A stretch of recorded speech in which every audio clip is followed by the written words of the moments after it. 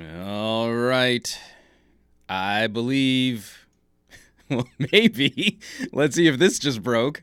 But I believe this means we are live, ladies and gentlemen, boys and girls, tech fans of all shapes and sorts and sizes and persuasions. Welcome to another SGGQA podcast show, the Monday Morning Tech Chat. I am Juan Carlos Bagnell, SomeGadgetGuy, the SGG of this poorly named podcast series. And the QA stands for question and answer because I like to make this an interactive chat. So we can hang out, we can take a little time looking at tech news of the week. And I like to produce my show on a Monday. So we've had time to kind of digest what happened last week, any news that broke over the weekend, come back fresh and sort out our feels on how we feel about what's going on in the world of tech and politics. I have not been able to shake this frog in my throat. And also, I did not get much sleep last night. My neighbors are actually really, really awesome people, but every now and then they're just up crazy early or crazy late, depending on how you judge time. And I did not get my full REM cycles. So today's show might be a little bit loopy, and we'll try and figure it out as we go. Already seeing an amazing group in the live chat. Charlie, Steve, Rosted, LFA Reviews, Kiwi Mad Dog 420, Junkie, and some people using some suspiciously cool new emotes on the Twitch channel. That's a thing, and it took a surprisingly long time to get those emotes approved, but apparently they are now a thing. And I also just want to put it out there too that we do have a new poll up. It's going to be a topic we're going to be talking about. I'm thankfully Andrew Wallace at Fat Produce reminded me about a story that technically broke last week, but it's something we're going to spend a little time talking about this week. Aditya Anil, Loopy, what did I miss? And then Charlie Spirit Song, since when is your show not loopy? Aww. So, the over-under. People are already taking their bets on housekeeping. It is now 9:03 Pacific Standard Time, and I think the over-under is 10 minutes. So let's see if we can get housekeeping done before 9:13. That's my challenge. Actually, housekeeping is pretty straightforward this week because I'm kind of in a holding pattern on a couple videos, and I've got a couple field trips I'm going to tease at the end of the podcast. So I'm going to go into screen share here right quick. And you guys can see my Twitch chat there. So for housekeeping, 3 major videos went up. The first one, LG V50 versus Sony Xperia 1, the real pro-grade camera showdown. Had a lot of fun with this one because there are a number of companies, one specifically I think we could all think of, that like to advertise their phones having professional grade cameras. But as far as I've been able to find when it comes to both photo and video performance, only 2 companies are really putting those tools into their phones. And by what I mean by pro tools or pro grade camera performance isn't I push the auto shutter button and an AI plugin takes over and gives me super saturated, juicy colors for Instagram. What I mean is being able to control the look and feel of your photos and videos. And so far, that's been Sony and LG, which is also a huge pivot for Sony this year. So you guys can check out that comparison. And I don't like to do pixel peeping camera comparisons. I don't find that there's a lot of value in that. And I find most of the setups that you see for something like that, you're not seeing the performance of the cameras as much as you are seeing the inconsistencies that naturally occur when a photographer is hand-holding 2 different phones, and those subtle differences in composition, angle, approach, focus spot. They're not talking about metering. They're not talking about exposure. So I can show you 2 photos side by side, and this photo is better than that photo. But more often than not, what you're seeing is the phone that wins is the phone that photographer is more familiar with. That tech reviewer is really familiar with Samsung, is really familiar with Apple, not as familiar with Motorola, LG, Huawei. Well, the shots just don't look as good. I was expecting more out of this, but the phone I'm super familiar with, man, it took great shots. I don't find there's a lot of value to that. So my discussion when it came down to a professional grade camera wasn't, let's look at all the megapixels. It was, what are the actual features baked into these cameras? What do you really get? What is the philosophy behind the layout? Which phone offers you the least cluttered interface? You know, that stuff I think matters more to the discussion, because then you're going to go out there and use these things and hopefully have a grand old time making your own content. So, LG V50 versus Sony Xperia 1 professional grade camera showdown. Then this is a topic that I keep circling back to every couple of years. It's my personal feelings on the matter, but premium phones should have UHD displays. And of course, I am featuring the Sony Xperia 1 in this video editorial. Big old thumbnail, why not 4K? I did put a face in that thumbnail, but it's the Hulk. I refuse to play the YouTube game of making wacky face for every stupid flipping thumbnail that I make on YouTube. It's costing me views, people. It's costing me views. But I have a philosophical argument to be made as phones start hitting the $900, $1,000 plus tier, that circling back and leaning on 1080p as a daily driver resolution really isn't okay. It's really not okay. I know a lot of people disagree with me. A lot of people hate technological progress. And a lot of people love to trot out sort of specious arguments or assertions that don't hold true. Oh, well, I would totally do 4K if they could solve the problem of battery life, except the Xperia 1 benchmarks higher than phones like the LG G8, the Galaxy S10. I mean, it's fine. So you're getting pretty much the same runtime, even with the smaller battery, as you would a Galaxy S10. So I don't see where this whole notion of, well, too many pixels, it's going to kill your battery life, hasn't really held true for Sony phones. I mean, and now this is the first UHD OLED, and it's doing even better than their UHD LCDs. So then the other thing becomes, well, I mean, if most people aren't even going to be able to see the clarity. And you're like, well, most people shouldn't be shopping $1,000 phones as daily drivers. I do my Facebook on my phone types of solutions. If that's the argument, then why have any premium thing? Well, a fully loaded Toyota is the same as a Lexus. So, I mean, no one buys Lexus, right? We should only judge cars by the Corolla, because that's what most people, most average consumers are going to drive. So I had a little fun putting together a video editorial on 4K displays. And then also I do feel that there is still a discussion lacking when we let Apple set the standard for barely satisfying someone with 20/20 vision holding the phone at arm's length, you know, like more than a foot away from their face. If you calculate the arc minutes of the human eye and you try to estimate what the human eye can resolve, and there's plenty of debate on that, by the way. I'm citing sources that support my argument. You actually arrive at a much higher number when we start talking about the minimum focusing distance of the human eye.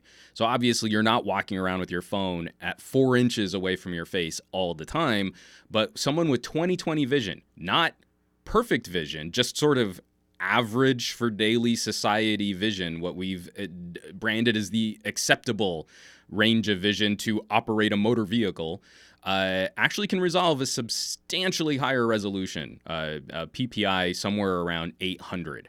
Fine art prints, usually, you know, like fine art photographers and people doing high quality prints usually lean towards 700 DPI. The Sony Xperia 1, I think, is somewhere around 650 PPI, pixels per inch.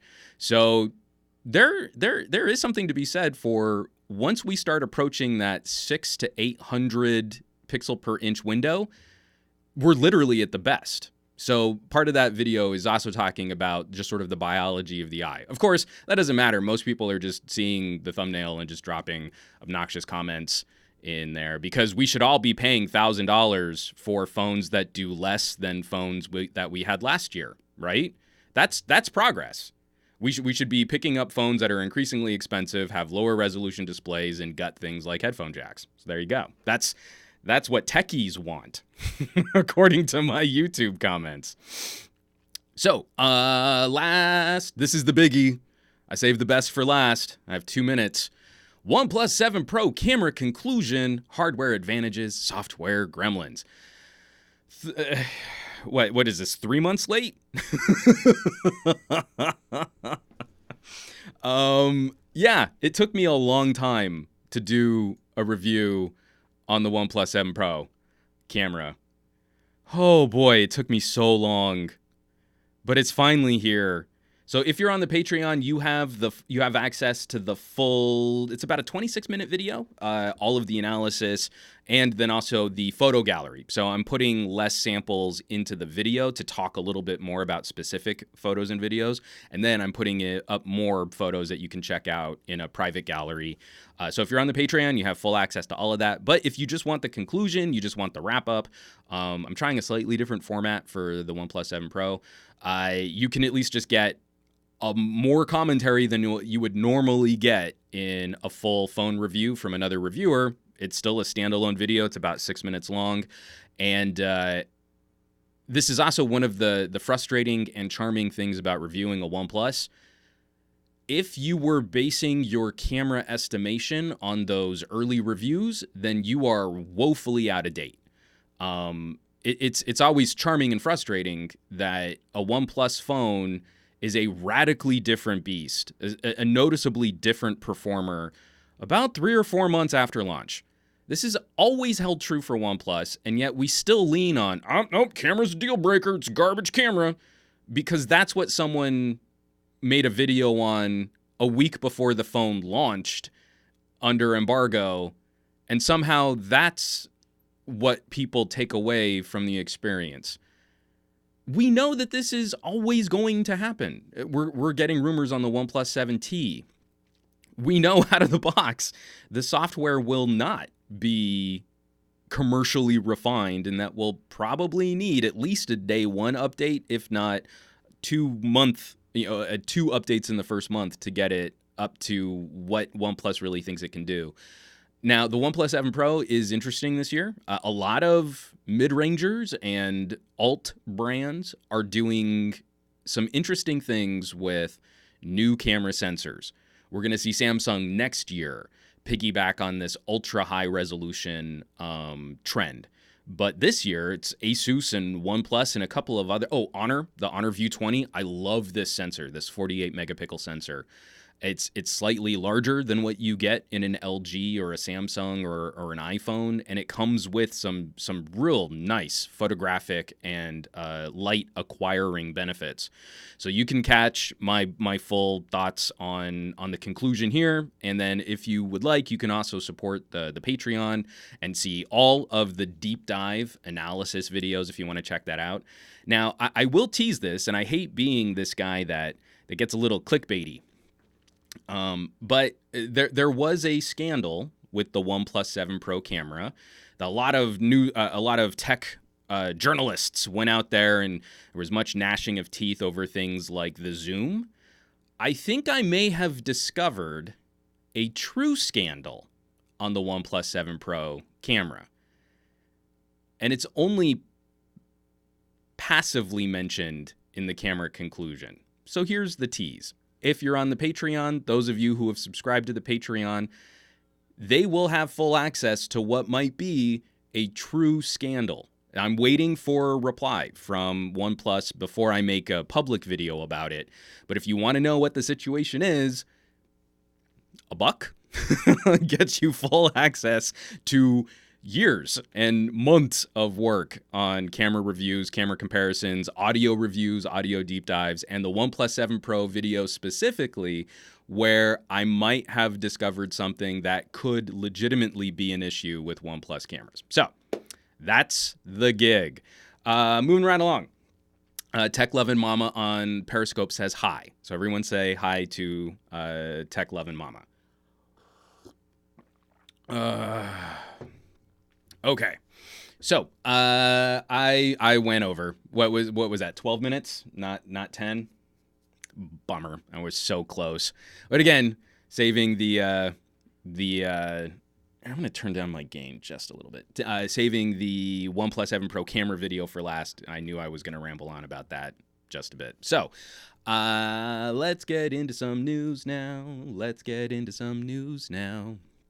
So we always have to start with tech and politics. This was a pretty heavy week, and kind of circling back to a few stories that are evolving over time and stories that aren't being maintained well by a tech media that tends to highlight or prioritize the sexiest and the funnest topics. Once things get just sort of a little nerdier, geekier, deep in the weeds, we have some issues unraveling this content. Now, the first story that we're going to talk about, FCC. If there's FCC news, I like to latch onto it because our current administration is absolutely terrible for regulating our communications infrastructure to support consumers. And so this is coming by way of The Hill. Who is this written up by? Harper Neidig. I am so sorry, Harper. I've mispronounced your last name. The Hill, FCC to consider increased oversight of low-income broadband subsidies. I am very conflicted on this story. From the article, the Federal Communications Commission is considering a proposal to curb what it sees as widespread abuse of a subsidy program to help low-income households connect to broadband and phone services. Skipping ahead. The FCC's Lifeline program offers $9.25 a month to low-income consumers to help them subscribe to broadband services. Conservatives have pushed to rein in the program after government watchdogs found that thousands of ineligible subscribers had been enrolled, including nearly 50,000 deceased individuals, according to an FCC Inspector General report last year. I actually covered part of this story. Yeah, it was about 2 years ago for the news, the hip news and finance outlet Cheddar. There's a video of me with that bookcase in the background on an older webcam. I wasn't even wearing a hat. Talking about some of the infrastructure and rollout that was being held up by the FCC as we were looking at broadband subsidies, and also how it pertains to Native American tribes, how we were examining. We get very, very granular, and we're very concerned about any kind of abuse coming from communities of people on this landmass that can barely afford running water and electricity. But we need to crack down on those people. Now, that being said, if 50,000 dead people have signed up for Lifeline, I'm pretty sure that's something we should actually examine. It's a drop in the bucket cost-wise, considering the huge number of people that probably need help signing up for these types of services, and how so many states have still failed in their duty to roll out these types of subsidies to their local citizens. The reason why this landed on my radar was because it was shared by one Gigi Sohn. Gigi Sohn is a Georgetown law instructor and policy fellow. She was one of the lead counsel for the FCC under the Tom Wheeler period of the FCC. And she thinks that this is going to be sort of a leverage attack against poor people in general. This is from Gigi Sohn's tweets. Unable to garner any political support for his proposals to destroy Lifeline, Ajit Pai is proposing again to put up more barriers to poor people receiving the subsidy. Of course, the decision is cloaked in the desire to ensure that dead people don't receive Lifeline. Who could possibly disagree with that? But I can assure you there will be other surprises in that decision which we can't see. So we have heard news that there will be a full policy rollout. Right now, it is focused specifically on curbing potential abuse in the system. That, I think, is reform worth following up on. We should be looking at how do we prevent abuse of a public good, of a subsidy program like this. We want to make sure that the people who really need it are getting it and it's being properly funded. That said, we have heard that there will be additional Lifeline regulations that are being examined that have not been opened to any type of public scrutiny. So I tend to trust Gigi Sohn. She hasn't steered me wrong on these types of broadband infrastructure and net neutrality types of topics. So when she says there's fire because I see smoke, I'm inclined to at least follow what she's pointing at to see if there is some wrong there. Again, we don't seem to see the FCC going after ISPs that abuse their relationships with consumers. We're not seeing the rural and broadband providers being under any additional scrutiny. We're seeing them going directly after the poor and disenfranchised. So it's a story just worth keeping on your radar. This is something that we've been talking about increasingly as broadband deployment has basically stalled. 5G is likely not going to be any type of mainline solution for consumers in more rural areas, or if you're just not in a major city. 5G will likely just be a label swap for the same service you've had since 3G. So we need to find other opportunities and other conversations to help the cause of getting more people in this country up to the 21st century. So this is another one to keep your eye on. Are we going to disenfranchise poor people and make it more difficult, put more barriers and more obstacles to them getting any kind of broadband, especially when the definition of broadband from the FCC is like 20 megabit down, 10 meg up, if maybe not even that.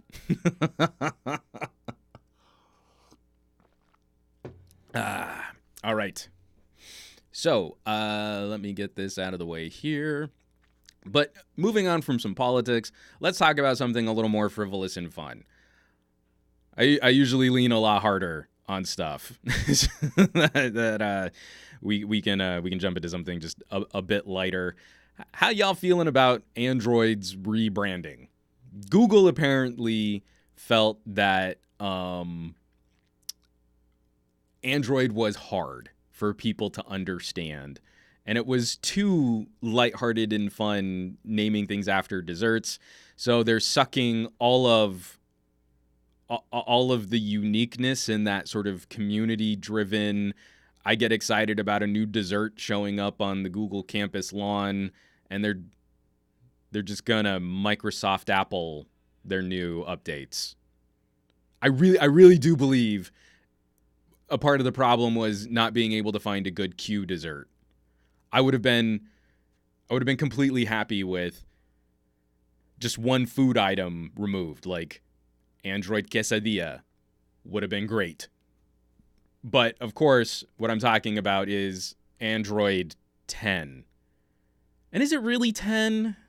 How are we counting updates at this point? Does everything have to be, it's Note 10, iPhone 10, Windows 10, Android 10, Mac OS X, sort of still? Why 10? Why not just go with year, Android 2019? You know, something. LFA reviews. Quesadilla.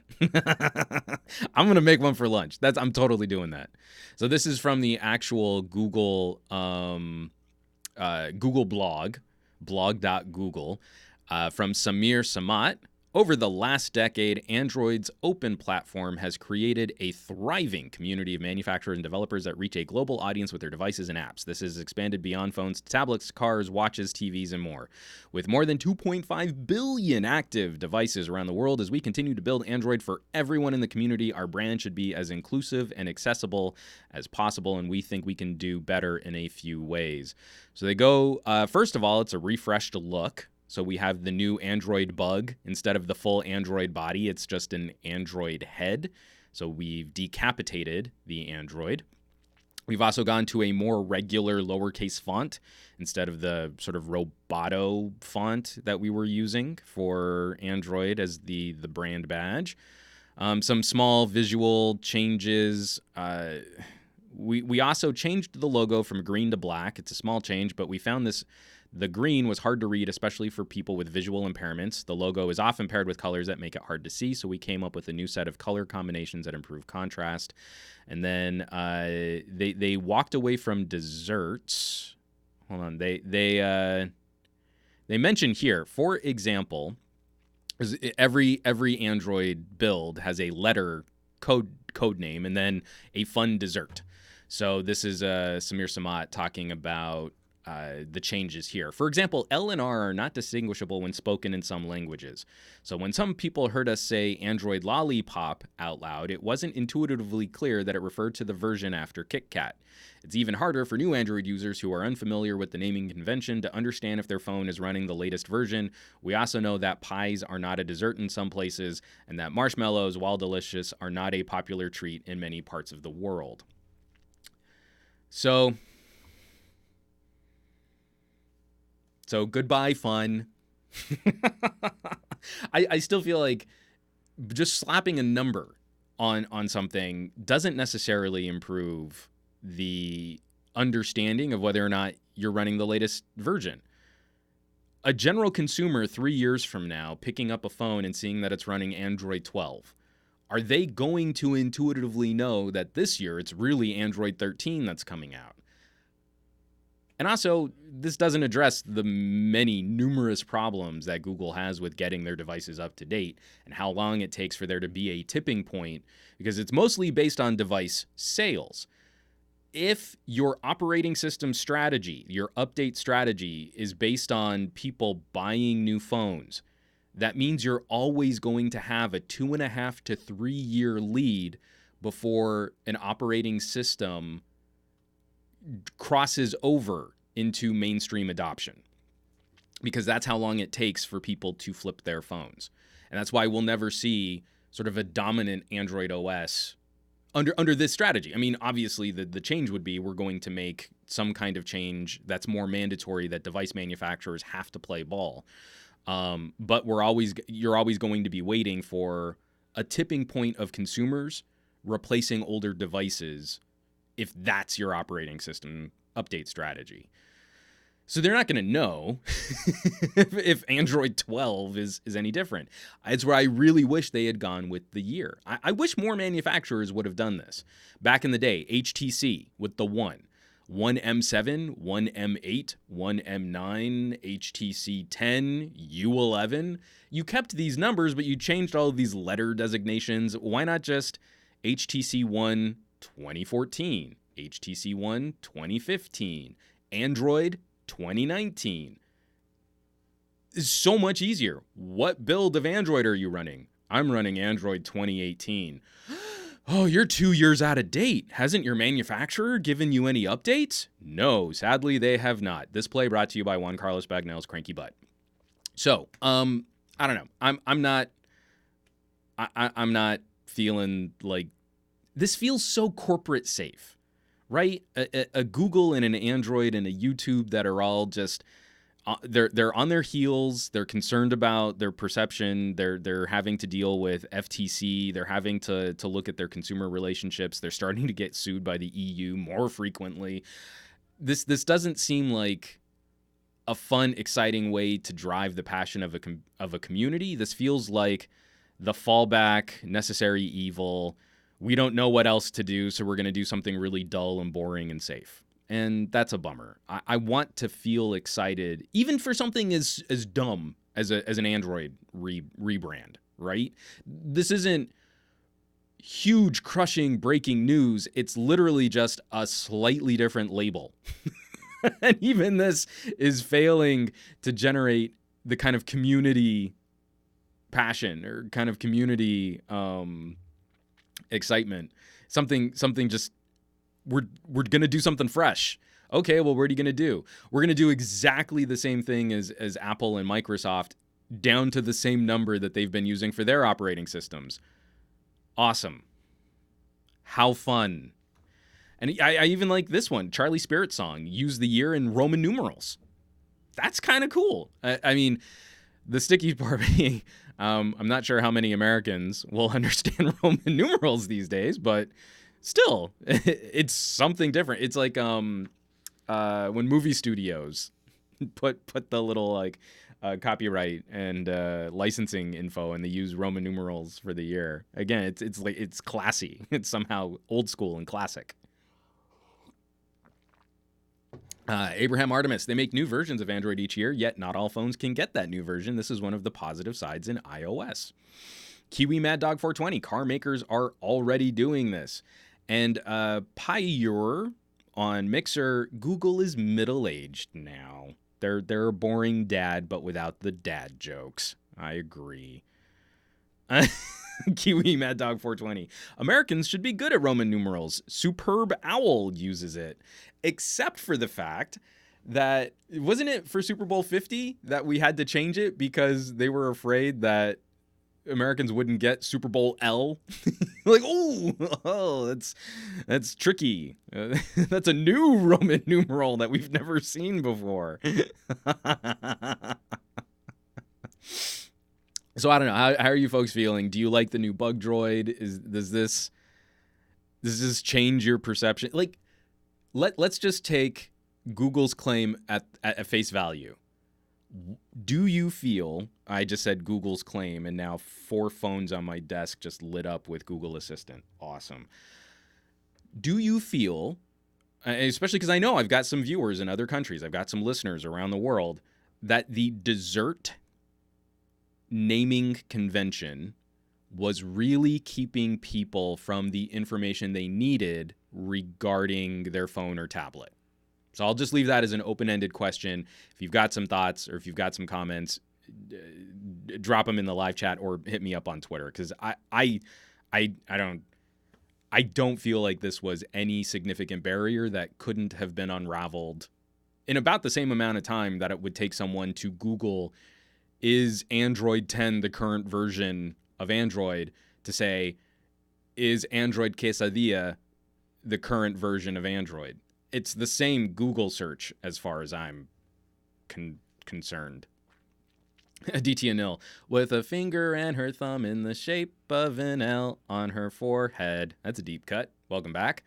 Matt Tyler, Qualcomm did that with the 800 chips. 801, 802, 805, 810, 820, blah, blah. From Pyre on Mixer, no, the dessert scheme was cool. I think so too. It was more fun. Matt Tyler, Qualcomm screwed it up again this year. We had this perfect convention of main processor was ended in a 0, and then a refresh ended in a 5. And then that changed. Or it used to be main processor ended in a 0, and then refresh was a different number. So when we went to the 820, we had the 821. We could have done that. 850, 855. That would have been a perfect dual processor strategy for 2019. Instead, we're getting the 855 and the 855 plus. It drives me nuts. I hate this so much. It's so frustrating. From Puigi, I liked the dessert names, kind of fun. Gary the Fireman, Google wimped out on this one. I'm switching to iOS. ... Not. And Adichie Anil, the dessert scheme was fun, made Android feel like the young man woman's OS as opposed to the elitist old grumpy man iOS. Yeah, I feel like this is a misstep.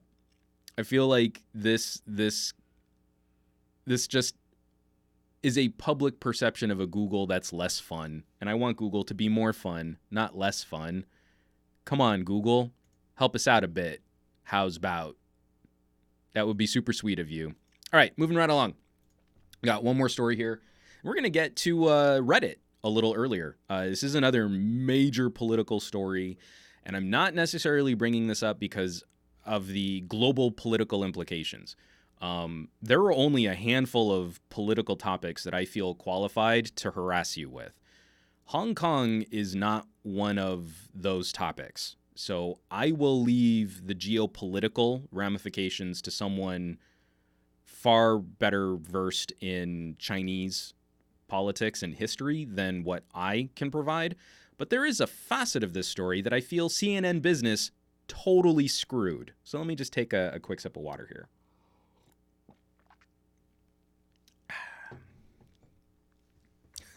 Matt Tyler does bring up one good point about the whole Google story, just to backtrack for a second. Companies can't name things. That's just obvious. I'm telling you, pay me $100,000 a year and let me just sit in a room and tell you why the name of your company, the name of your product, and the year should just be your product strategy. But I digress. Okay, getting back to the heavy story of the week. I want you to kind of go with me. I have a lot of criticisms.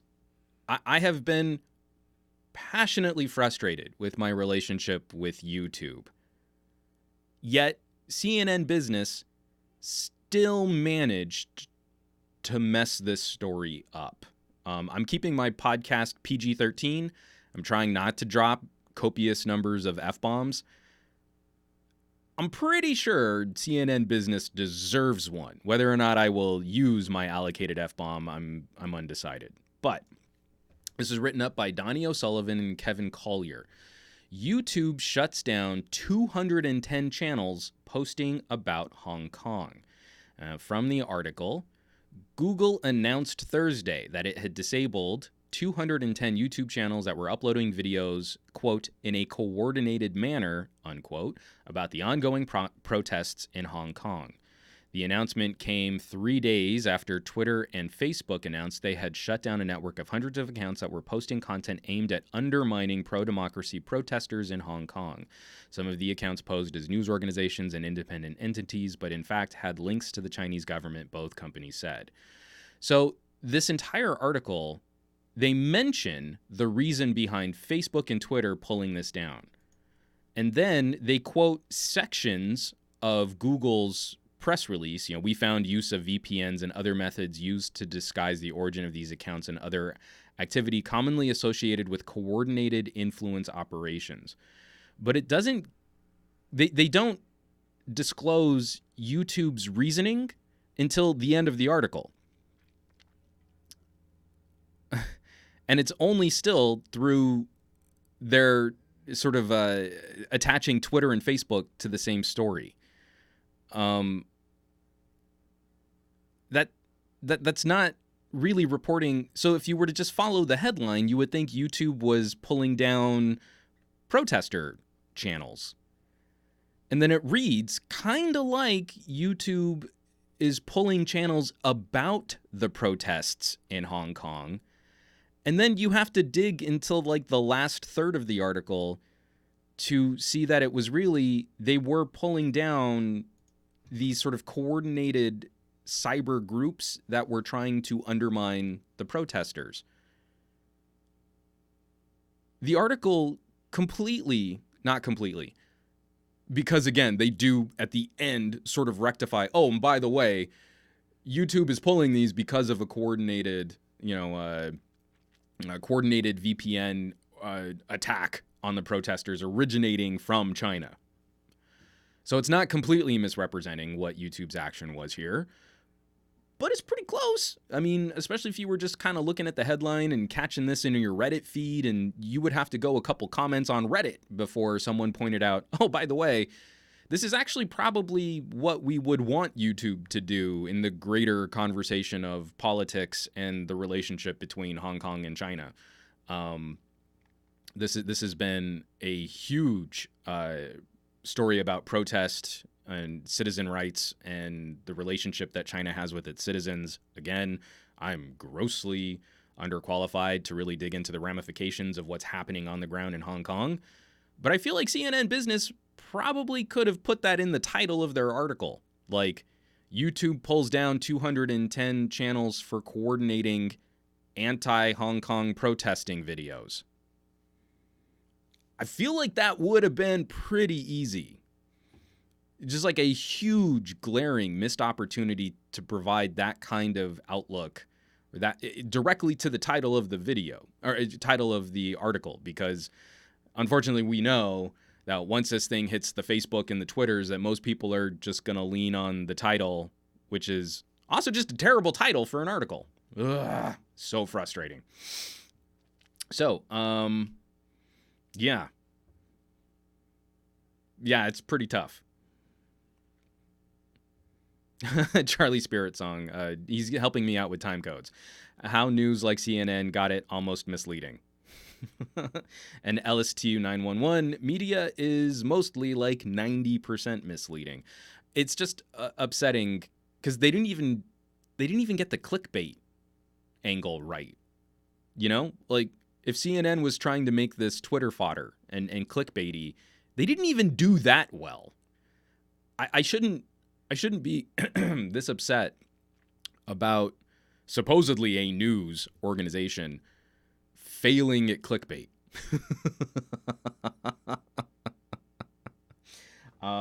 Yeah, just I'm going to be linking that in the show notes.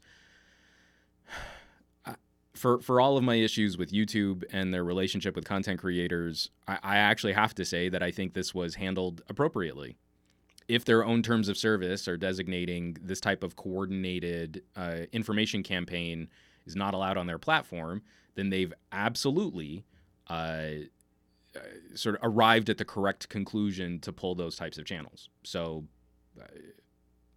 honestly, kudos YouTube. That was really well handled, and it's just a bummer that given all of the complicated relationships between the Chinese government and Google and YouTube and censorship and firewalls and everything else going on, they got that one right. So I'm upset that a tech-focused business news organization managed to make this more complicated and murkier than it should have been in properly reporting what YouTube's actions were.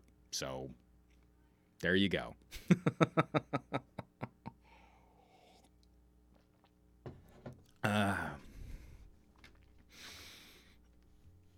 Interesting sort of back and forth, a little bit of a debate here between Anicia, Matt Tyler. Apparently naming isn't the only issue people have. Headlines have issues too. Then Aditya, big corporations struggle to properly communicate their intentions to the public. Matt Tyler, they don't struggle, they purposely mislead. I think there's a little bit of both. You know, ¿por qué no los dos? Going on with how we communicate news, how we game news for popularity algorithms, and then how we try and unravel the damage that does for our family and friends. So let's take a quick break here. Talk about some of my grievances with YouTube and how we can rectify that. I'm trying to find other ways to support smaller content creators, people growing their channel, or just channels that deserve more attention. Last week, I kind of had an emotional moment talking about Tech Thing. Or Patrick Norton's show couldn't survive on YouTube. And I think in part, a major part of that is YouTube's algorithms weren't going to support a show produced like his, and we have a very passive community of viewers. I every time I do a camera conclusion video, it's a cut down of my main deep dive analysis. And I can always count on people I've never seen before on YouTube suddenly crawling out of the woodwork to offer me advice on how to be a better YouTube guru. And it's always, give me these things for free. I'm never going to support your channel, but I feel entitled to your labor. That's always the advice. I make it a very open statement. If there are other methods of monetizing, of supporting this production, I genuinely want to hear from people in the tech community, because I don't want to have to paywall, but a camera review like the OnePlus 7 Pro took a couple weeks. I want you to go to your employer and say, I'm going to take a week off work so I can make a YouTube video. And then you have to deal with the family finances of how do you compensate for that labor. It was one of the major reasons why I left Pocket Now. It was increasingly clear that the only successful real camera reviews that we produced were for Samsung, Apple, and Huawei. So it was literally handed down to me, well, let's just do like a little camera recap video on every other phone, and then we'll do the big deep dive videos only on Samsung and Apple. Which I have a problem with. I feel like an LG, an HTC, Motorola, Asus, OnePlus, all of these other companies deserve the same type of analysis. But we can't do that on YouTube. The same amount of work goes into a OnePlus or an LG video as goes into a Samsung video, but we know that YouTube isn't going to put those videos up for my subscribers. We know they're not going to get notified even if they've smashed that bell icon. We know they're not going to be recommended in search as much. So we know that those videos will be nowhere near as monetized, as financially successful as if I just made my entire channel about Samsung or Apple, or Samsung and Apple. So knowing this, we've got to find other ways to subsidize those costs, because I can't work for days on a camera review, also in over 100-degree heat for most of the OnePlus 7 shoot, keep up with software updates, reshoot sections of the review because updates did change camera performance, and we're going to analyze this phone under the best possible conditions, and then spend a couple days shooting and editing and rendering and uploading and keywording and doing all that other back-end stuff. It just can't happen. So one of my initiatives, it started 2 years ago, but has started to build more momentum over this last year, is a Reddit community where we can try and help echo chamber and signal boost content creators that need more attention. The Reddit subreddit is glowing rectangles, reddit.com/r/glowing rectangles. And it's open for anyone to share any content and not just videos. It's mostly videos that are being shared. But if you're finding writers that you think need more attention, even if their byline is on a more popular site, but you think that individual writer needs more attention, drop in some written content too. This is an open forum for everybody to help signal boost other content creators, find new stuff that you might not have seen before, and also to try and keep some of these other players more visible, like a Patrick Norton, or when Flossie Carter's numbers dip. You know, Flossie Carter is an amazing reviewer. He should be generating more traffic on his channel, but he's still not playing the same YouTube, let me do a wacky face in my thumbnail and make certain length videos, and let me unravel the algorithm, and I'll never talk about accessories because they don't perform as well on my channel, and then my channel's punished when my video analytics drop a little bit because I want to talk about something different. Flossie should be generating way more traffic, especially for not shooting sort of overly manicured cinematic video at the expense of his commentary. So I would say if you want to share a Flossie Carter video on our glowing rectangles, you probably should. So over the last week, these were the top stories on our glowing rectangles. And I want to just point something out here before we jump in. I share a lot of content creator stuff. You'll see my name on a lot of the posts submitted. Not all. Now about half, which is really exciting that I'm not having to source all of this stuff on this subreddit. Other people are starting to contribute a lot more. But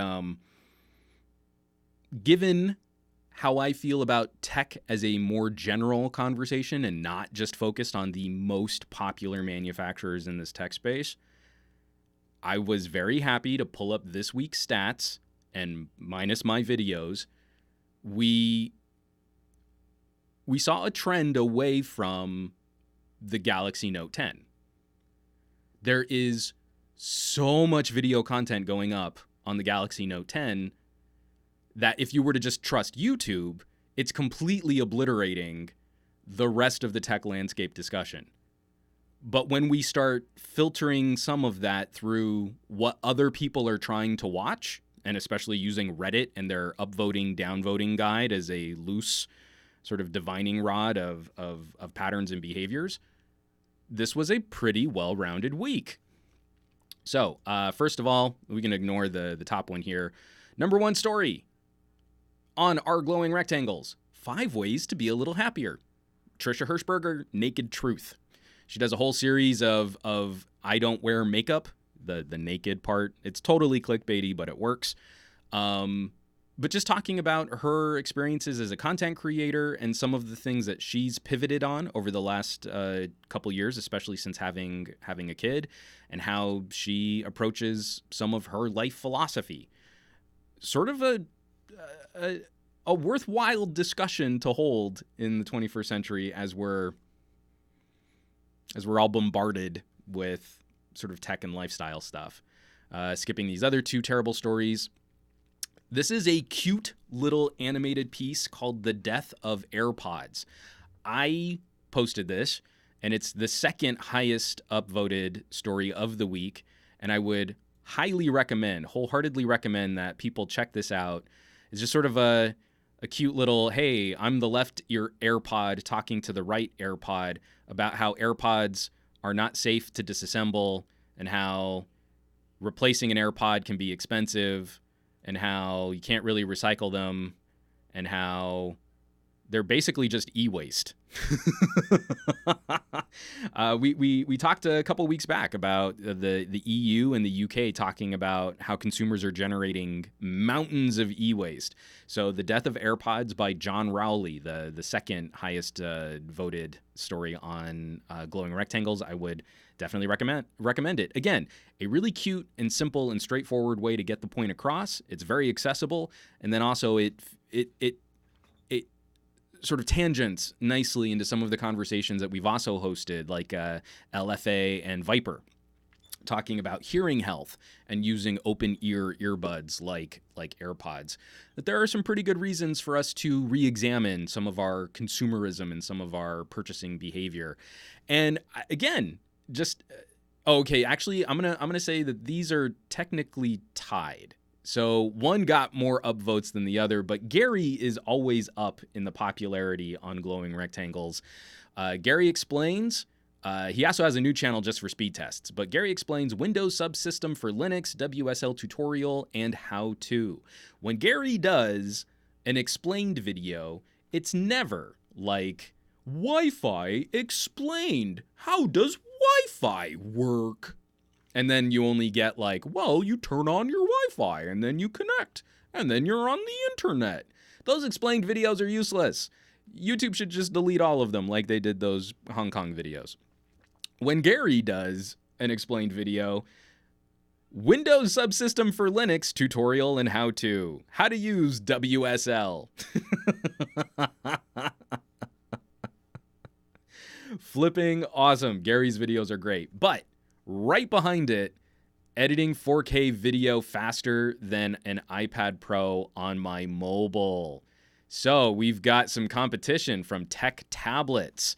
I have a video coming out tomorrow on editing my top 5 starter tips for editing video on your phone. It's already preview. It's already live on the Patreon, but I'm waiting out YouTube's monetization to make sure I'm not demonetized for talking about a controversial topic like Power Director. But getting a little competition here from Tech Tablets, and I think this is an important video to check out, which helps reinforce some of the points I've been making about mobile processing power. Apple might have more powerful chips, but their software holds you back. I've found editing and rendering super high quality 4K 60 frame per second video faster on last year's Android devices than this year's iOS devices.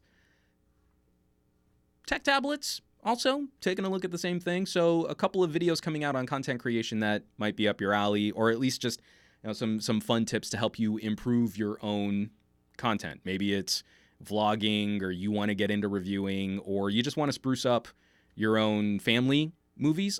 We found a new park for my daughter, and we took her out, and she really wanted to show Nani, my mom, her grandmother, the new fire engine park that we found. So we walked around, and she did a walking, talking tour. My daughter shot a vlog for my mom. and this is the fire engine, and this is the new slide, and I like these bars because I can work out, and let me go on the bouncy bridge. And I basically just followed her around for, I don't know, like 3 or 4 minutes. As she was running around, I speed ramped it, I cut it up, there's a stabilization plug-in. It took an extra minute just to kind of scan it all, stabilize the video. I slapped Daft Punk on as the soundtrack, better, stronger, harder, faster.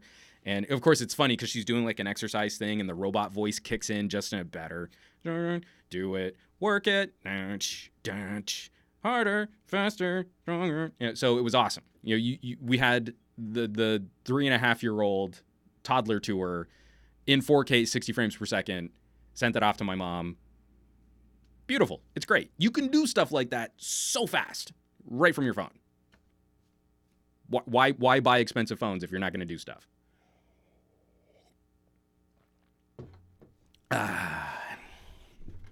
Woo. I just bumped my Aditya Anil, some vlogger girl. Tech Valor. Aw, cute. But again, I want my daughter to sort of understand these tech toys as things that you can use, not just consumption screens. So she gets, like, I can shoot a little video and send it to Nani. She understands, some of the puzzle games that we're letting her play with now. There's more to experience, and especially looking at cameras and stuff. There's more to experience with technology than just, I want to watch another Disney movie. LFA review. Do all the stuffs. So that's my impassioned and rambling and long plea. The week as it was on our glowing rectangles. A bunch of other videos. Again, I mean, you got to go a little ways to find Note 10 stuff. Junkball Media talking about the USS Dauntless from, was it Voyager? I think it was the appearance in Voyager. LFA Reviews talking about some true wireless earbuds. Always a good watch there. Gadget Byte, Vivo S1 review. D. Niman talking about how to find inspiration for YouTube videos. Gary Explains, Microsoft Edge web browser on a Mac. Performance. Josh Vergara talking about the Bose 700, some Bluetooth cans. We're going to talk about headphone jacks here in just a bit. Snapdragon 855 versus Exynos 9825 speed test. I mean, we got an amazing diversity of other tech topics to talk about. But if I go to YouTube and I pull up my YouTube subscription feed, it's all Note 10 right now. There are other things happening. There's other stuff to talk about. And producers out there putting out some really high quality content. So I hope you'll check it out. Reddit.com/r/glowingrectangles. Don't be stingy with the upvotes. Join the community, give it a follow or a subscription or whatever Reddit calls it. And then also submit. We're starting to see, like, there was a Modern Dad post talking about Android Auto that got picked up by our Android, but we had it first on Glowing Rectangles, and that fed into helping to popularize a video from a great producer. That was a great video, and I'd like to think that we played a small part in getting it on the radar for a larger subreddit, which then helped the numbers on that channel. That kind of echo chamber effect can be a huge benefit to someone just starting out, or to someone that needs that extra little bump that isn't getting the attention they deserve. So again, we're seeing more subscribers every single week, and we're seeing a greater diversity of producers and topics and conversations being held. So I hope you'll participate, because it's getting to be a lot of fun seeing what people find and what kind of content gets shared there. It's, again, really exciting. There was a bunch of stuff this week that I wouldn't have found if I had left it up to Google. All right. Whew. From Fat Produce. Hey, Andrew Wallace finally joined us in the live chat. Everyone say, hey, Andrew. Your meeting took way too long, Andrew. Should have been here like 58 minutes ago. Everyone tell Andrew he's got to get a new job. He should be here at the beginning of my podcast. He loves his new job. I'm gonna keep messing with him on his Monday morning meetings. But from Fat Produce, I'm already so fatigued from all of the Note 10 fanboyism. It's insane on YouTube. I mean, it's interesting. It's always interesting watching how the popularity algorithm is very apparent right now. So yeah, it's tricky. Back into some other news topics, and please save. I forgot to mention at the top of this podcast, if there's anything that you want to try and tackle, I'm going to have a little time at the end of this podcast to chat out gadgets, gizmos, specific questions on anything that you guys want to discuss. I'm going to leave sort of hopefully a good 20 minutes of open conversation for the end of the show. But this is coming by way of silicon.co.uk. Lots of outlets reporting on this story, but Huawei sets blacklist costs at £8 billion as it introduces latest AI tech. So Silicon pulled a twofer here, talking about Huawei's estimations of losing $10 billion this year because of the sanctions imposed by the United States, a story that we've been following and we talked about last week as well. And at the same time, the company made the remarks as it unveiled a new AI chip and computing framework as part of broader efforts to phase out its reliance on technology made in the U.S. This is continued from the article. Huawei Deputy Chairman Eric Zhu said the company was doing much better than initially feared, but that a sales reduction of, quote, more than $10 billion could happen. The company's revenues gained a boost from domestic sales, which surged by nearly 1/3 year-on-year in the June quarter. Being on the entities list. In May, the U.S. placed Huawei on a national security entities list that prevents U.S. firms from trading with it, and while it has thus far imposed a series of delays that have prevented the sanctions from taking place, the uncertainty has led to a steep drop in Huawei's global sales. And the frustration of following the on again, off again, will they, won't they, let's give them another 90 days, because if we just sever business ties with Huawei, it's going to hurt a bunch of tech firms in the United States too. Lots of companies do business with Huawei. So it's, again, we have a presidential administration that doesn't seem to understand the nuance and the spider webbing of how global and international business gets done. Again, I don't feel like we should be too surprised, considering this was a guy who couldn't make a casino profitable, that he wouldn't understand the ramifications of doing tech business, and that he's still fighting for farmer subsidies against Chinese tariffs and using American tax dollars to buy soybeans. It's great. Super great. Okay. Lots of people complaining about the Note 10 in the live chat right now. Junkie, I'm still angry at Samsung. LS2, I should have bought the Note 8.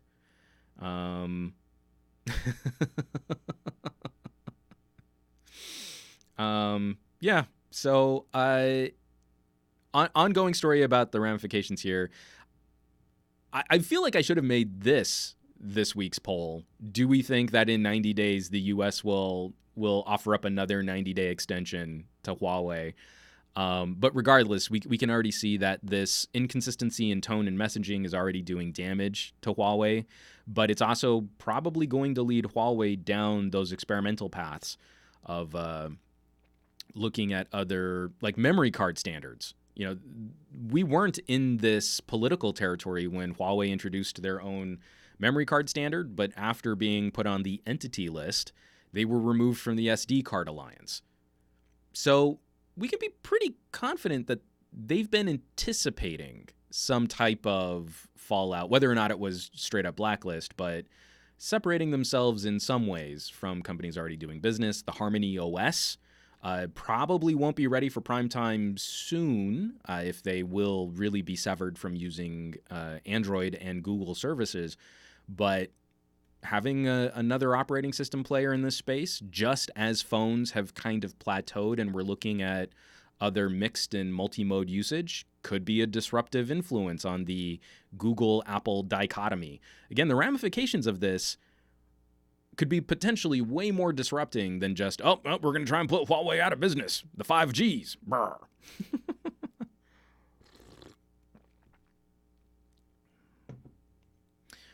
From Abraham Artemis. But seriously, for a company who is practically getting hit real hard, Huawei is putting up a really good fight. And from Fat Produce, I'm going to be honest, I don't trust any custom OS that Huawei would make. It just seems to me that the risk for a backdoor being built into the operating system from Huawei is increased tenfold if it's not Android they're using. Aditya Anil, responding to Abraham Artemis, Huawei is the Rocky of the smartphone world, and surprisingly, Apple is Apollo and not Ivan. Oh, no, not Apollo Creed. Oh... I just recently binged all of the Rocky, the first five Rocky films. They're on Netflix, and it just brought me the warm fuzzies. I worked at a talent agency for a while that repped Carl Weathers, and Carl Weathers was an awesome dude. There were a handful of performers at that talent agency that took me seriously as a booth director and an agent's assistant, like right away. Carl Weathers was one of them, and I felt like we did some really good work together, and got him booked on a number of really awesome projects, and pitched him just on name only, because it was right during that Arrested Development phase where he was playing himself and kind of a joke of himself, and it made him so accessible, and people were like interested. Oh, Carl Weathers, what's he up to now? And so we got him booked on a ton of cool stuff. And so after a little more than 2 years of working at a talent agency, I gave notice, and I was gonna work on a reality show, and then that totally fell through, and I was kind of left unemployed for a while during the writer's strike. But I announced I gave my notice, and I was going to be leaving. And a lot of people were like, oh, hey, well, I'm totally going to miss you. And Carl Weathers comes into my booth, and you're like, okay, so you're taking off. And I'm like, yeah, there are a couple opportunities I have to pursue. I was like, okay.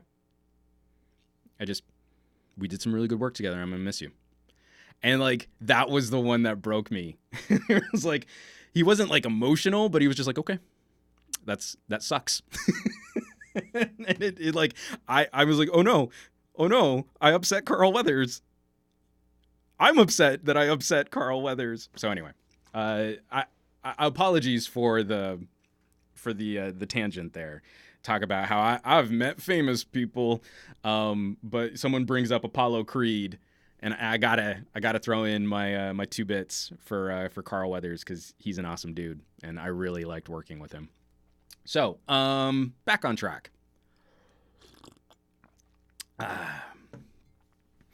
Let's see.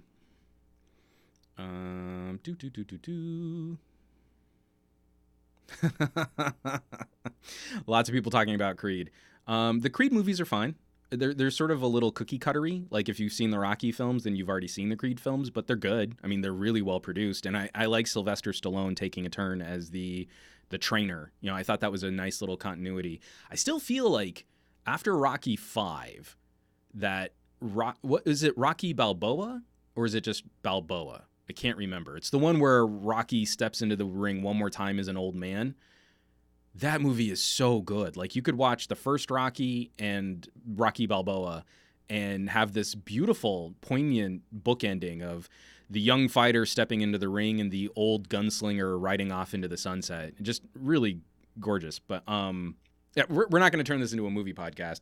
I already did a movie podcast, and it wasn't as successful as I wanted it to be. Let's get this out of the way here. Okay, so moving right along. It's in the title. We have to talk about this.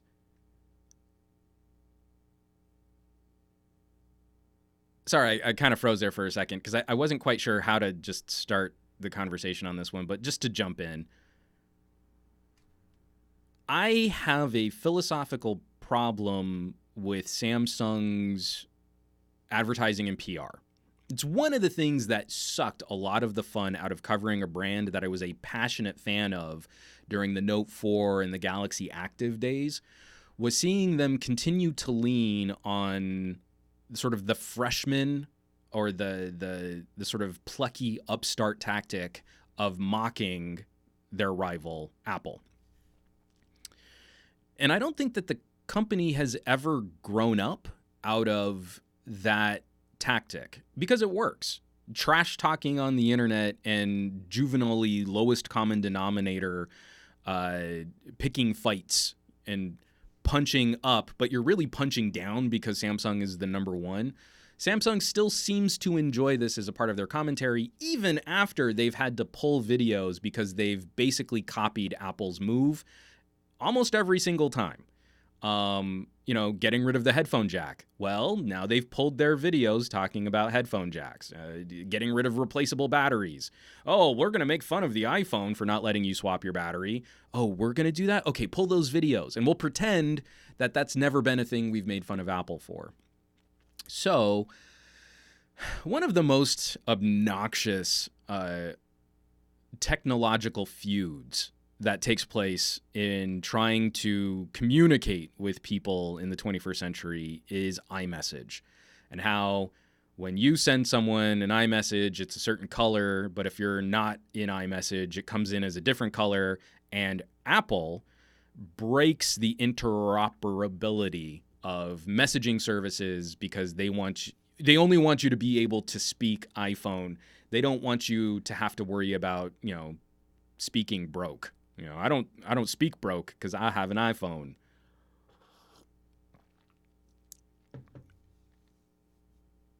So Apple's policy with iMessage has actually been pretty successful. I know people who will likely continue sticking with Apple's ecosystem just because it's painful to sort of separate yourself from a service like iMessage. The lock-in works.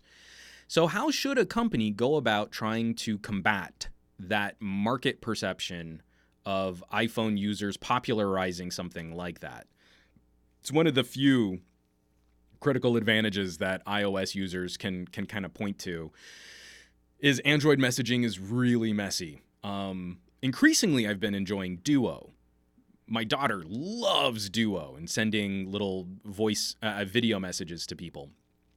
But it still doesn't quite make up for the powerhouse, which is iMessage and FaceTime.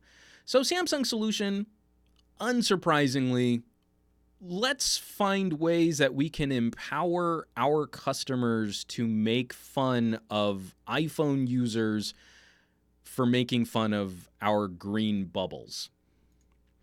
And they did this by creating a series of GIFs. So this is coming by way of The Verge, written up by Ashley Carman. I'm also going to make fun of The Verge article here a bit too, because Samsung's solution, not great. And The Verge obviously makes a play for why everyone should just own iPhones.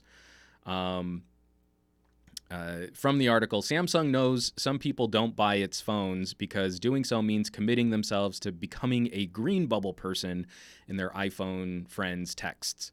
Samsung feels for those people, so it launched an entire Jiffy page filled with comeback GIFs they can send to self-righteous iPhone users. And it goes on to describe some of them. They posted Instagram pictures that you can't even see because you have to click on them in Instagram. But the whole situation just makes me sad. The whole situation makes me sad, but let's take a look at the GIFs because many of them are confusing. The overall message seems to be that green bubbles can conquer blue bubbles and that green bubbles are superior. There's a violent undertone. Oh, sorry. Let me get this quote right. There's a light, violent undertone to these GIFs too, which I don't enjoy. Blue bubble people don't want to hurt green bubble people. They just don't want to deal with a compromised messaging product. I guess leaving them out of the group chat is hurtful. It probably should go without saying, but texting an iPhone person with one of these GIFs probably won't help the situation. The only fix, really, is to get an iPhone. And Samsung doesn't want that to happen, so we ended up with these GIFs.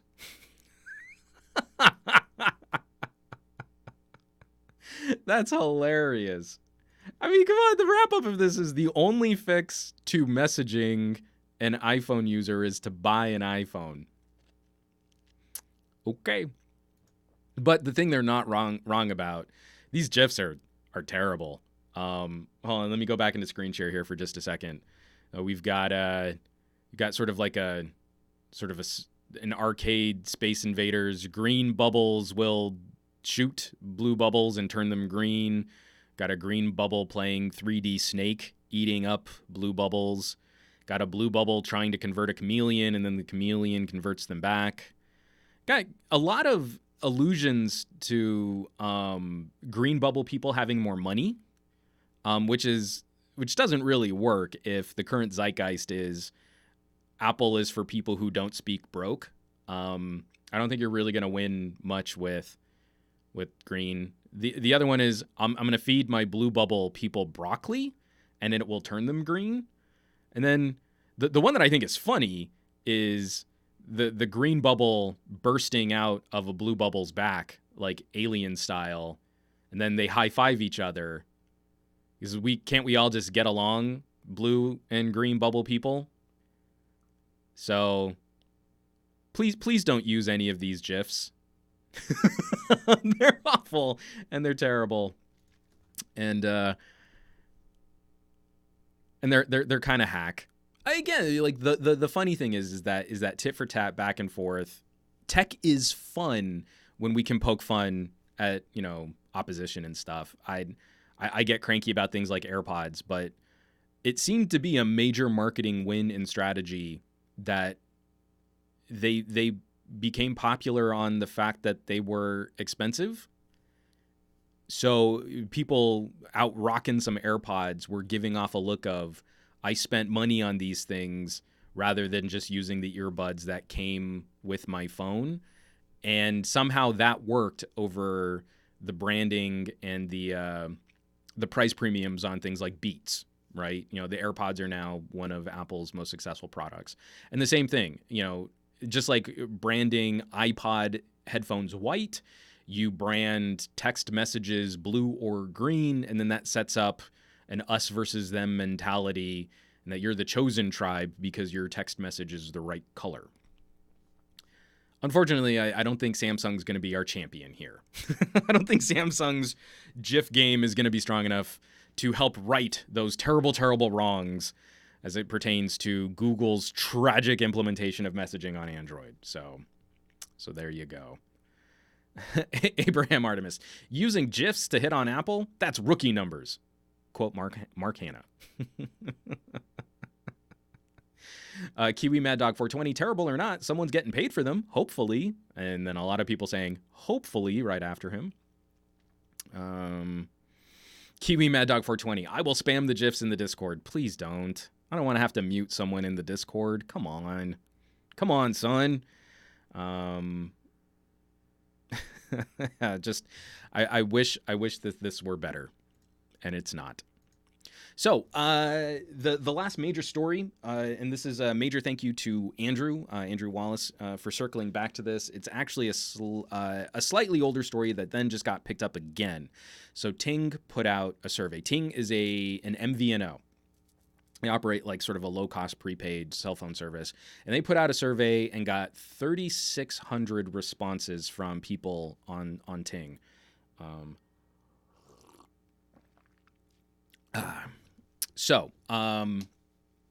The survey here is troubling to me because I obviously care about something very much that they're talking about. But it was just a general roundup of what are your top considerations for buying a phone. And of those 3,640 respondents, only 1% of them ranked a headphone jack in the top 3 considerations for buying a new phone. So I found this story first through Digital Music News. 99% of Americans don't care about the headphone jack, survey finds. The survey asked participants to rank the 3 most important features they consider when choosing a new phone. Respondents could pick a pre-selected list of options like price, camera, battery, storage space, specs, operating system, headphone jack, and cool factor. So I find this just a touch frustrating that we have a couple of individual considerations like battery, headphone jack, storage space, and then we've got some sort of broader categories like price and cool factor, operating system, specs. It's tricky sort of dividing up some general ideas on what might make a phone more attractive against individual components like a headphone jack. So what did smartphone buyers rate as the most important factor when choosing a new phone? Unsurprisingly, 35% of respondents said the price was the main factor. 30% of respondents picked operating system as an important factor, and the third most picked option was specs at just 14% of the vote. Despite a lot of hand-wringing and noise, it seems as though smartphone buyers in the US are doing just fine without the headphone jack. That's not necessarily the conclusion that I would take from this article, especially from a low-cost prepaid carrier. Because the headphone jack on a lot of mid-ranger and entry-level phones is just something you take for granted. Like, you're not going to say, well, I mean, one of the things that's most important to me is that the phone has a headphone jack, because I'm going to trust if I'm on an MVNO prepay cell phone plan and I'm buying a $300 to $500 phone, I'm going to get a headphone jack. That, to me, seems like the more appropriate conclusion is not that people don't care about it, it's that they take it for granted that they will have one. And then when we climb into the premium phones, it seems to have become more successful that you can get rid of the headphone jack and move more consumers over into purchasing wireless headphones or other accessories to power headphones.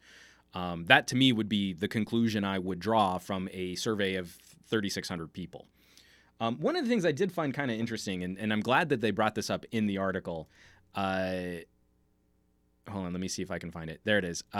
One interesting point from the survey is that most people keep their old devices.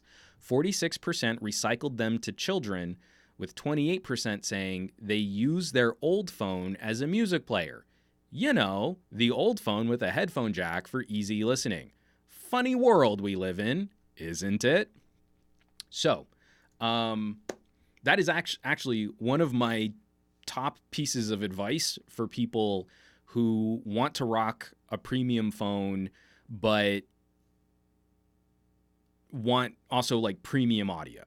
Yeah. You can combine them. If you don't like LG as a smartphone manufacturer, go get like a V20, a V30, G7. You can get these phones stupid cheap. I mean, someone just messaged me on YouTube that they just picked up a V20 for like $120. Then you will have a great multimedia player, and you can use whatever nicer phone you might want to use. You're talking about audio processing hardware that outperforms most $400 to $500 dedicated digital audio players, and running a much more powerful processor, having a much nicer screen than what you'll find on most digital audio players, and comparable, if not better, headphone performance. So if you're going to carry two devices, it's stupid cheap being able to pick up an older LG with a quad DAC and having a phenomenally nicer multimedia experience. So again, almost 30% of people are holding on to older phones and using them as some kind of dedicated media solution, so that then you also have that two-device strategy. You don't have to hit your main communications device with a lot of battery draining stuff. You can fall back and use the second device, and then you also, it's nice to just have a backup phone. I mean, if I weren't surrounded by phones, I'd almost always have at least two. So yeah, just an interesting survey, but I feel like because of the headline, 99% of people don't care about the headphone jack, we've missed the point of what this survey is probably illustrating, and instead we're using that as justification for a business practice that I find reprehensible. I still feel it's a ridiculously terrible idea to get rid of the 3.5 millimeter jack, and it's likely going to go away regardless of what I feel is the best thing for consumers to actually have access to. But that is this week's poll. When do you think the headphone jack will be gutted and removed? And we already have some votes. Let's see what the current vote tally is right now. If we go to twitch.tv/SomeGadgetGuy, most people are... so the actual question is, what is the last year for a premium phone with a headphone jack. So far, there's a tie. This year, 2019, and there will always be at least one premium phone with a 3.5 millimeter jack is tied. And then the second place with only one vote is next year, 2020. No one thinks that we'll have headphone jacks, that the last year for headphone jacks will be 2021. So go vote in the poll. Oh, we're seeing some numbers shift already. Hit those tallies. I know a couple people are watching on the Twitch, so hit that poll and get a vote in, and maybe we'll follow up on that next week, because I have just a couple quick follow-up stories for those of you that are looking at some sort of audio solution, or you're concerned about e-waste, like, Apple and not being able to really fix or repair AirPods. Completely unrelated. Just a couple stories that happened up on my radar. I feel like we should also talk about in this podcast. There's an article from Wired. Bluetooth is serially insecure, and they have some options on how to protect your devices. And one of the major benefits, one of the major protections, is just to turn off Bluetooth. So that's an article you might want to follow up on. Or from Ars Technica from a couple days ago, new attack exploiting serious Bluetooth weakness can intercept sensitive data. So, if you want to protect yourself, apparently every platform that uses Bluetooth, from Windows to Mac OS and iOS to Google to even BlackBerry and Cisco devices, even BlackBerry Android devices, there's this huge security exploit they're talking about for the key negotiation of Bluetooth being able to intercept data. And of course, Alexa, AirDrop, Ring, any device with Bluetooth is a huge security risk, from USA Today, talking about how even Bluetooth IoT devices in your home can be these big gateways to potential exploits. So you can... they even have a quote from my buddy Rich DeMiro. Hey, look at that. But that's also something that you should be concerned about. And then Mashable. Bluetooth is bad, and you should stop using it. And this was from last week too. Technology we've come to rely on, connect our phones, smart speakers, cars, vibrators, and toasters. Problematic for reasons more serious than just pairing issues. Bluetooth has been shown time and time again to be a security and privacy nightmare, albeit one that can be mostly solved with a simple toggling of an off switch. Again, the best way to protect yourself is to just turn Bluetooth off.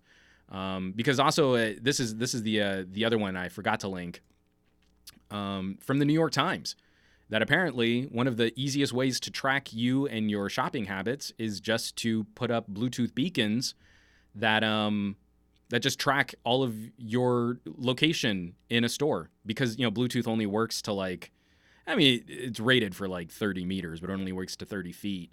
So instead of GPS, when you're in a store and you can't see GPS satellites, stores just open these Bluetooth beacons so that they know you're roughly within 30 feet of the beacon, and then they just track you through the store because your Bluetooth is on, and they can just keep pinging for new devices, and you're pretty easy to find. So again, completely unrelated from the headphone story. I mean, take what you will from those 5 articles that I'll link in the show notes when I finish the audio version of this podcast. But, if you're worried about creating more e-waste and having products that die faster because they have to have batteries inside them when normal cabled headphones don't need batteries, well, that's a concern. If costs are a concern, you can usually pick up higher audio fidelity for less cost if you go with a cable over Bluetooth. And they last longer too, especially when you can replace the cable on audio gear. There's a greater variety of different types of solutions when you go with cables. Bluetooth is catching up, but that's pretty good. I think the Bluetooth with LDAC has largely caught up to audio fidelity, but they still can't match the connection stability of a cable. A cable's always nice if you drop your phone, because cable will stop your phone from smashing on the ground. I have saved a couple LGs from smashing on the ground because of my headphone cable. And then just the myriad huge numbers of security concerns and privacy concerns, from Bluetooth being accessible to retailers to people who might be bad actors looking at security exploits for Bluetooth. But you know what? Why keep a headphone jack? It's just time to get rid of it.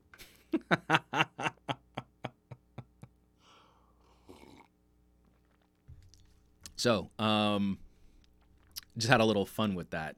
Here,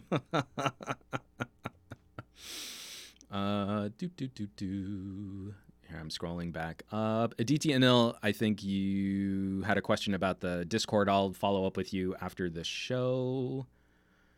Abraham Artemis, I'm clutching my pearls right now, seeing those results. From Writing Graboids, saying people don't want a headphone jack is like saying people don't care if they change the charging cable. And again, I've seen a lot of people saying, well, you know, if you're going to get rid of the headphone jack, you should give me 2 USB ports.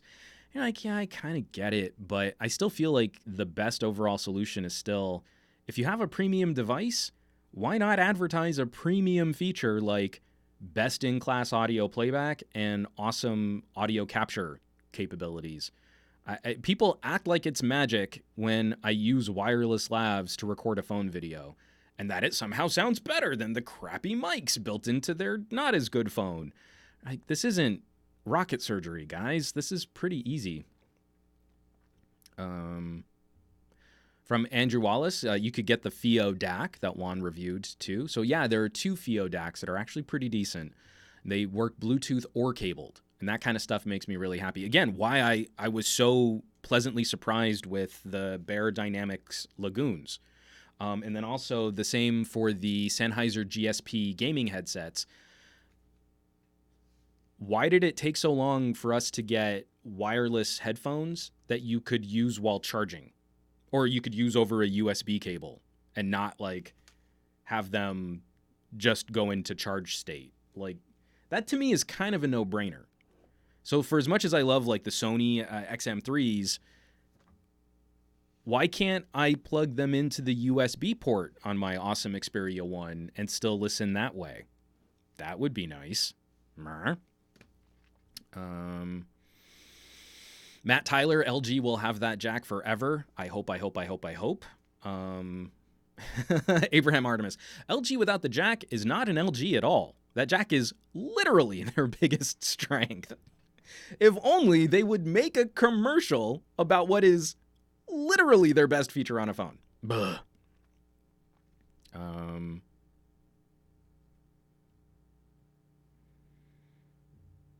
Let's see.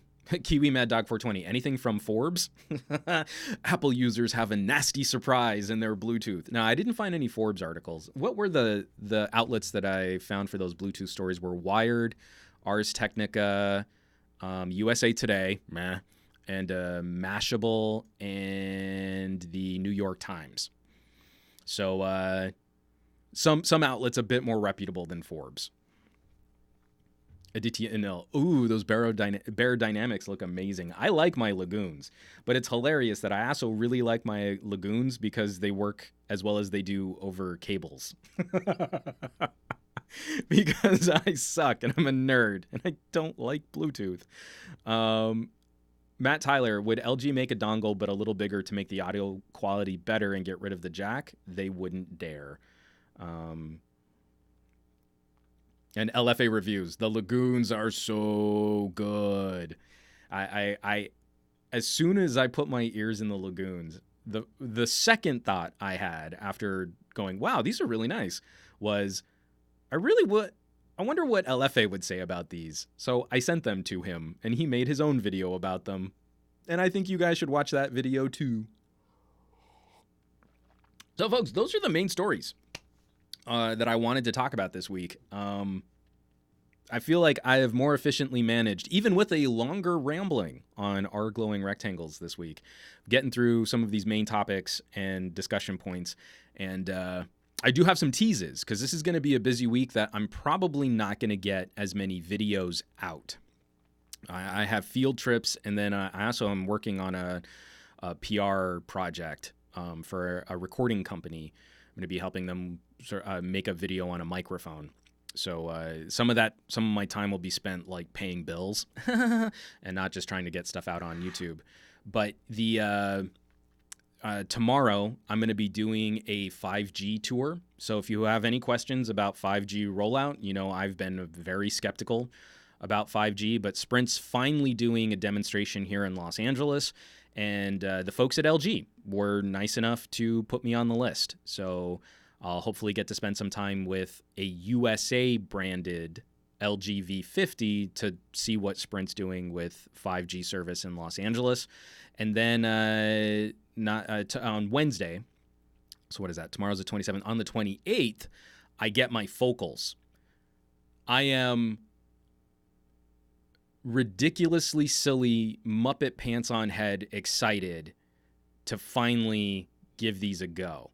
And I'm also grossly unprepared to jump into reviewing and talking about them and sharing this experience. When I did my fitting, because focals are those AR heads-up display glasses that I've been nerding out about since CES. I did the sit-down experience at CES, was very impressed with how they functioned. Then Mr. Mobile has a really good video out on them that you can check out now too if you just want to see what his thoughts were on the focals. And they had a pop-up store in LA a couple weeks back. I went down, they did like a 3D face scan, and they have to fit them, and apparently the response was so much more popular than they thought it was going to be, that instead of waiting 6 weeks to come back and finish everyone's orders, they're going to be back this week. So again, I was expecting that these would arrive end of September, maybe after, and instead they're here now. So I am to riff on Bambi. I'm Twitter-pated beyond belief. For some of my frustrations in how we've been in a holding pattern for notifications and services, heads-up displays. We're not getting good data connectivity in cars. A heads-up display and a pair of glasses could go a long way. Towards rectifying some of the most glaring issues we still continue to have over phones, ergonomics, and etiquette.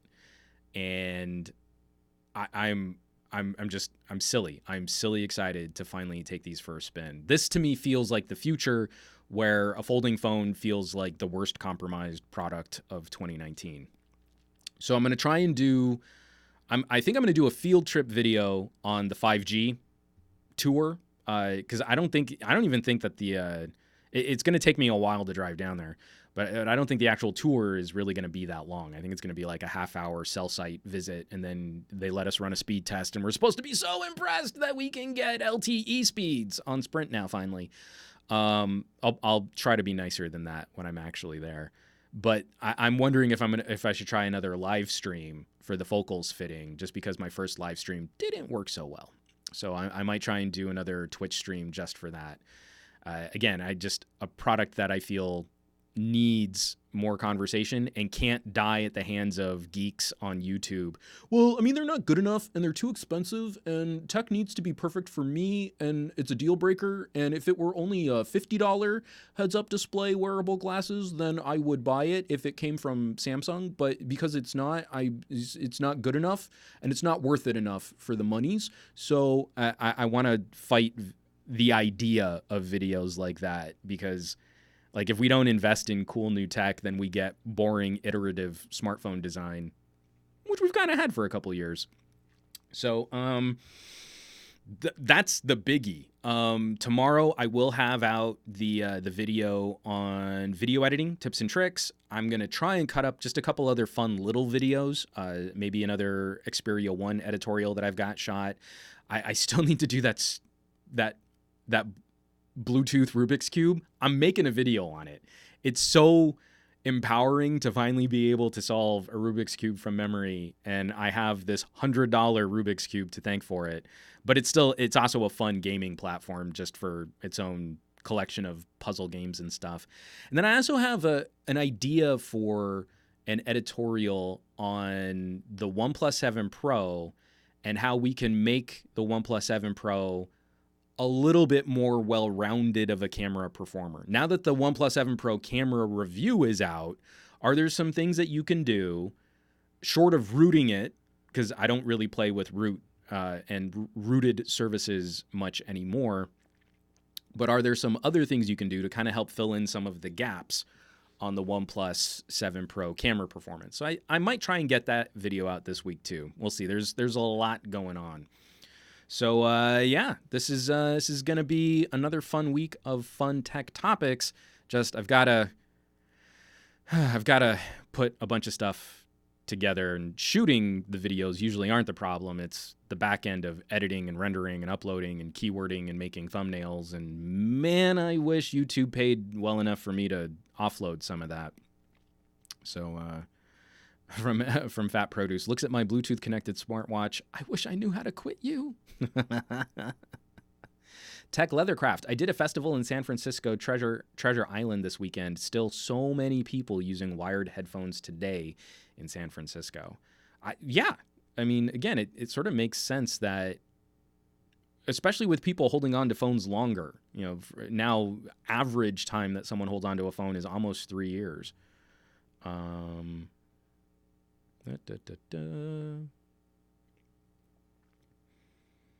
Oh, I did want to point this out. Matt Tyler in the live chat. Tomorrow is a busy day for me. Raising money for a charity is well worth my time. He's doing work with an organization that's trying to raise money for dementia research. I don't know if you're able to leave a link in the chat, but if you can, drop a link, and I'll try and also tweet it out later if I can remember, because my brain is Swiss cheese.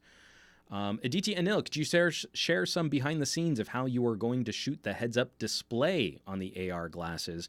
There's an app on the phone that apparently can recreate what it is that you see as the wearer. So I'm going to try and get that to work. You can see a little snippet of it in Mr. Mobile's review. But apparently, like, that's also improved since he had the glasses. So I'll be curious to see if that's something that I can translate. It's really hard tech to just talk about because it's so experiential. You know, it's why high quality audio never really gets the footing that it deserves, is because you have to experience it, and the initial experience needs to be done in fairly optimal conditions for you to hear those differences. You're on an airplane and someone says, "Hey, you want to listen to my headphones?" And you're like, "Oh, those are nice headphones." So, like, you're not going to hear what makes them nice headphones on an airplane. But for AR glasses, for heads-up display glasses, I can tell you what it's like, and it's not complete. You know, I can't as easily show you what it's like to have a pop-up, you know, sort of in your field of vision that you can either look through or focus on. That description is incomplete. My words don't express the full sensation of what it's like to do that.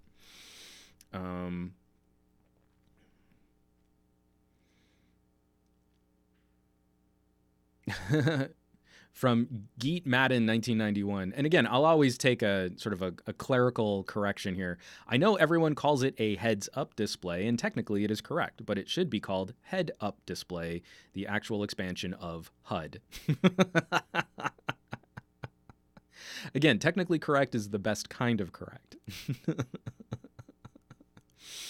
Hold on. From Geet Madden 1991. You should try using Canva for thumbnails. I'll give it a shot. Anything I can do to help minimize. But I've also taken to purposely not doing YouTube thumbnails. So I like I'll show off the product and then use blue and green for the text in the in the thumbnail. So I'll see if I can come up with a better template and I can use something like Canva. That would be awesome.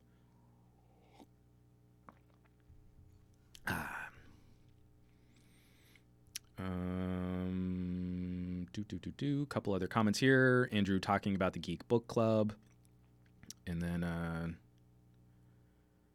talking about some other things there. So I think we can wrap this one up, folks. Unless there are any other questions about gadgets, devices out there. V50. I'm spending a little more time with the T-Mobile Revelry, an inexpensive sort of a lower mid-range device. That's going to be another video out on this channel soon. Headphones. Got so many headphones to review, and then a couple other software updates.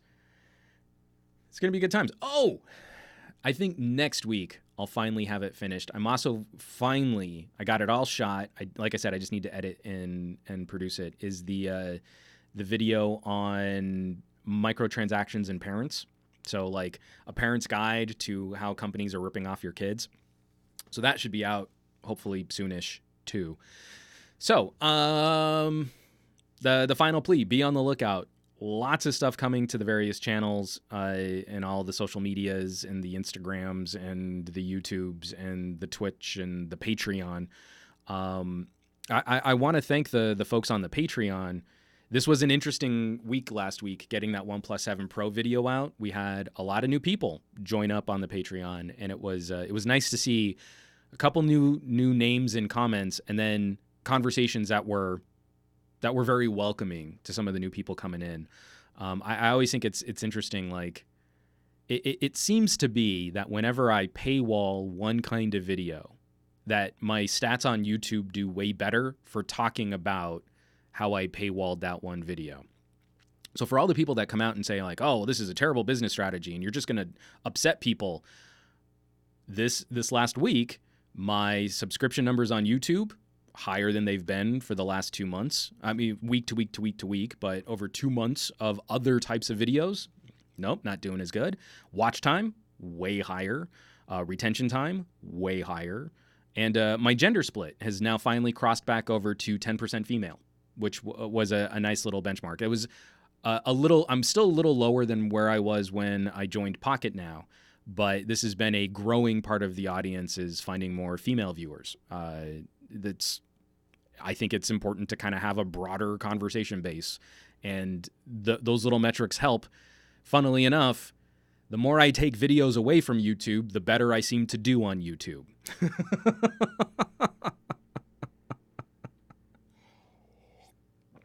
So, yeah, I'm going to wrap this up now.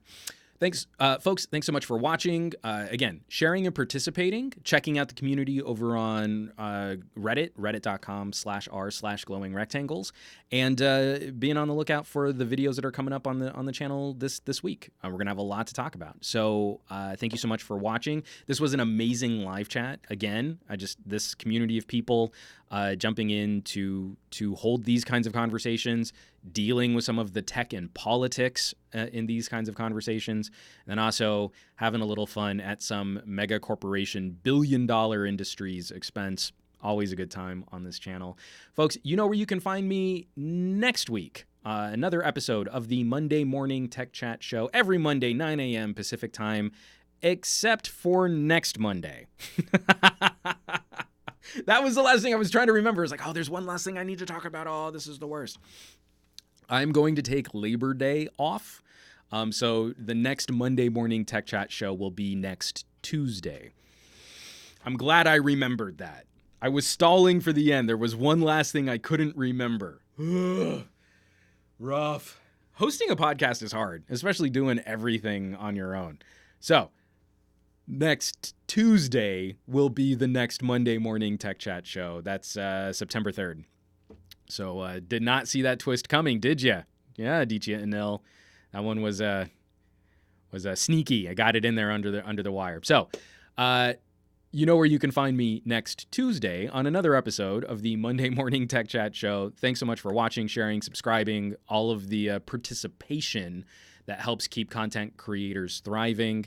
And I want you all to have a fantastic week using your technology. I want you to do awesome with tech. I want you to be awesome with tech. And I'll catch you back here next week, if not a little sooner, for maybe some live streams on some fun tech gadgets that I'm going to be really excited about. Have a great week. Take care. I love you all. Be well.